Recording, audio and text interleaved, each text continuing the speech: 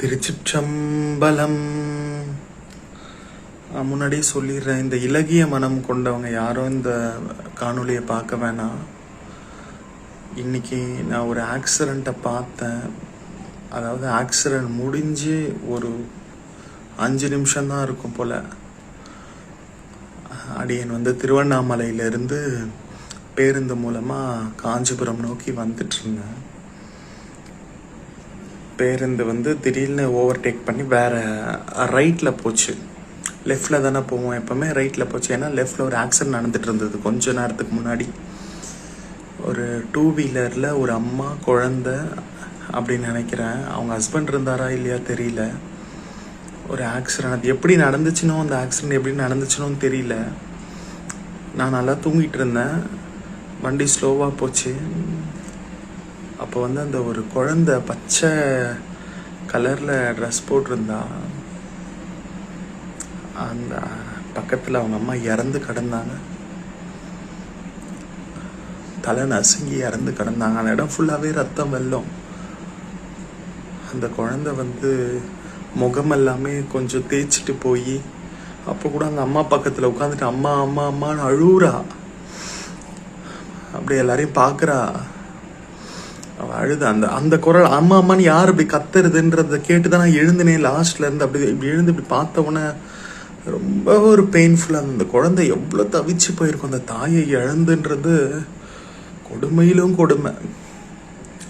உலகத்தில் யாருக்குமே இந்த மாதிரி ஒரு நிலைமை வரக்கூடாது. அந்த குழந்தை அவளுக்கு என்ன ஒரு 6 வயசு 7 வயசு இருக்கும் போல.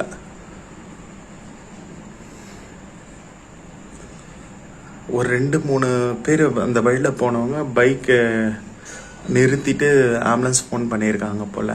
பஸ்ஸு கொஞ்சம் மூவ் ஆகிட்ட பிறகு பின்னாடி ஆம்புலன்ஸ் ரெஸ்கியூ பண்ணி அந்த பாப்பாவை மட்டும்தான் கூப்பிட்டு போயிருப்பாங்க ஹாஸ்பிட்டலுக்கு. அவளுக்கு எதனா ஃபர்ஸ்ட் எய்ட் பண்ணுறதுக்கு நினைக்கிறேன். ஏன்னா அவங்க ஃபுல்லாகவே அவங்க அம்மா இறந்துட்டு இருந்தாங்க.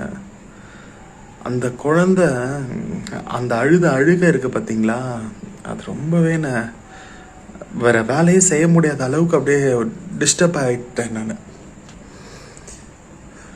என்ன சொல்கிறது, எல்லா ஃப்ரெண்ட்ஸுக்கெலாம் ஃபோன் பண்ணியும் சொல்லிட்டேன், எங்கள் வீட்டில் இருக்கவங்ககிட்டையும் சொல்லிட்டேன். மனசு சமாதானமே அவளை ரொம்ப பெயின்ஃபுல்லாக இருக்குது. அதனால தான் காரைக்கால் அம்மையார் பிறவாமை கேட்டாங்க. இந்த உலகத்தில் பிறக்கவே கூடாது. நம்ம அப்பரா திருஞான சமுதாயத்தில் துயர் இலங்குகின்ற உலகம் அப்படின்றார். எவ்வளோ துயரங்கள், எத்தனை பேர் இந்த உலகத்தில். அதான் பிறக்கவே கூடாதுன்றாங்கன்னா இதுதான். மீண்டும் பிறவாமை வேண்டும்னு சொல்கிறாங்கல்ல. இந்த பதிவு எதுக்குன்னா, அந்த குழந்தை மன தைரியத்தோடு இருக்கணும்.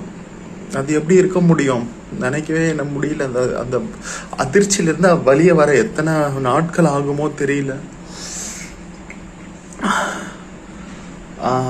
அந்த குழந்தைக்கு வாழ்க்கையில் எல்லா நல்லதும் நடக்கணும், நோய் நொடி இல்லாமல் சேம சௌகரிய ஆயுள் ஆரோக்கியத்தோடு இருக்கணும். அந்த அம்மா இறந்த அம்மாவுக்கு திருப்பி பூலோகத்தில் பிறப்பே இருக்கக்கூடாது அப்படின்னு நினச்சி எல்லாம் வல்ல சிவபெருமான் கிட்ட வேண்டுற. அந்த குழந்தை மன தைரியத்தோடு நல்லா இருக்கணும். அது யாரு என்னன்னு தெரியல. அந்த அழுகு குரல் அப்படியே கேட்டுட்டு இருக்கு.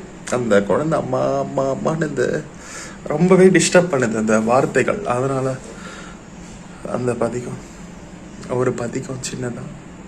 திருப்புலம்பல்.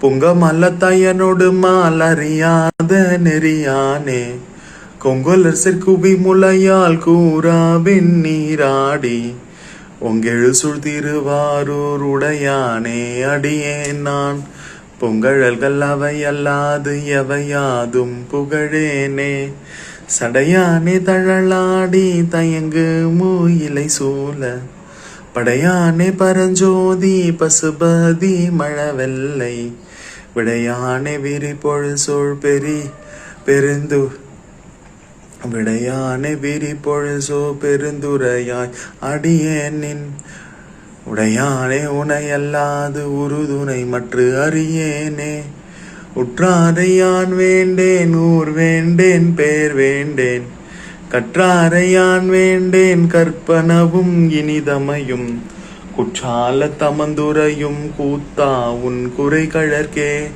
கச்சாவின் மன்னம் போல கசிந்துருக வேண்டுவனே. யாருக்குமே இந்த உலகத்துல இந்த மாதிரி நிலைமை வரக்கூடாது.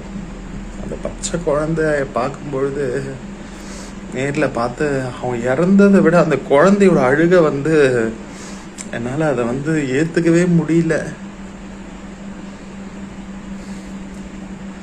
இன்னொரு பிறப்பே இருக்கக்கூடாதுப்பா இந்த உலகத்தில். இறைவன் கிட்ட எந்த வேண்டுதலுமே வைக்கவும் கூடாது. இறைவனை வணங்கணும், வழிபடணும். வேண்டுதலே வேண்டாம், எல்லாம் அவருக்கு தெரியும். வேண்டத்தக்கது அறிவோயினி வேண்ட முழுதும் தருவோயினி. அதனால மீண்டும் பிறப்பு இல்லாத ஒன்றை மட்டும் கேட்போம். இந்த உலகத்துல திருப்பி வரக்கூடாது.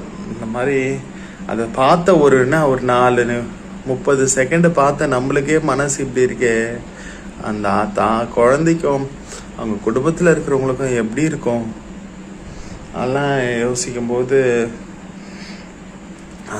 ரொம்ப பெயின்ஃபுல்லாக தான் இருக்கு. ஸோ எல்லாருமே பார்த்து ட்ரைவ் பண்ணுங்க, சேஃபாக ஹெல்மெட் போட்டுங்க. அந்த அம்மா ஹெல்மெட் போட்டிருந்தா கண்டிப்பாக இந்த அளவுக்கு ஆயிருக்காது. ஹெல்மெட் போடணும், உட்கார்றவங்களும் போடணும், வண்டி ஓட்டுறவங்களும் போடணும். ஹெல்மெட்டு ரொம்ப முக்கியம். சேஃப்டி மெஷர்ஸை வந்து இது பண்ணணும். அதுவும் ரேஷ் டிரைவிங் இருக்கக்கூடாது.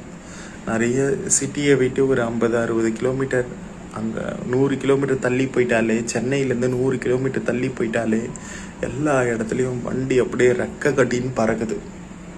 நம்மளுக்கு ஸ்பீட் லிமிட்லாம் சென்னைக்கும் சென்னை சுற்றுப்புறத்துக்கு மட்டும்தானான்னு எனக்கு தெரியல. அங்கெல்லாம் ஒரு ஸ்பீடு அவ்வளோ ஸ்பீடாக போகிறாங்க. இந்த சம்பவம் நடந்தது வந்து ஆரணி பக்கத்தில், திருவண்ணாமலையிலேருந்து ஆரணி போகிற ரோடில் பார்த்தேன் நான். இறைவா ஈசனே, அவங்களுக்கு வந்து ஒரு நல்ல ஒரு இதோ கொடுக்கணும்ப்பா. அந்த குழந்தைக்கு வந்து ஒரு நல்ல தைரியத்தை கொடுக்கணும். இன்னும் எத்தனை குழந்தைங்க இருக்கோ அவங்களுக்கு, அதெல்லாம் எனக்கு எதுவும் தெரியாது, யாருன்னே தெரியல. அந்த ஆன்மாக்கும் நல்ல ஒரு சாந்தியை கொடுக்கணும். சிவாய நம்ம திருச்சிற்றம்பலம்.